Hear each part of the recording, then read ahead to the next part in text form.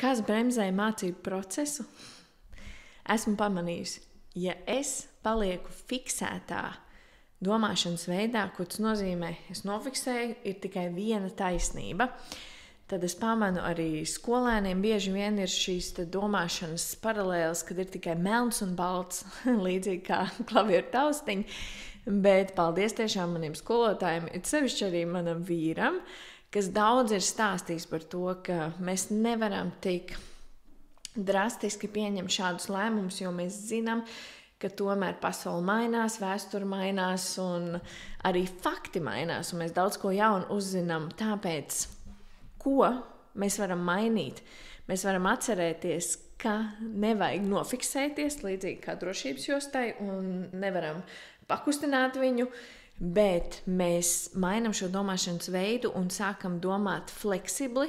Tātad ir iespējas, arī ko skolēni saka, šīs idejas darbināt kopā ar skolēniem. Ja kādam ienāk jauna ideja, pamēģinam viņu. Ja tev ienāk ideja kaut ko pamainīt, pamaini, jo tiešām tas strādā.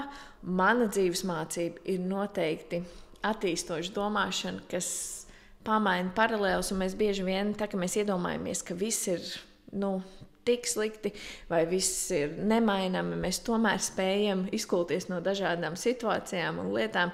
Tāpēc tas tiešām palīdz, pamēģina un pastāst, kā izdodas radīt stundas šādā fleksiblā domāšanā.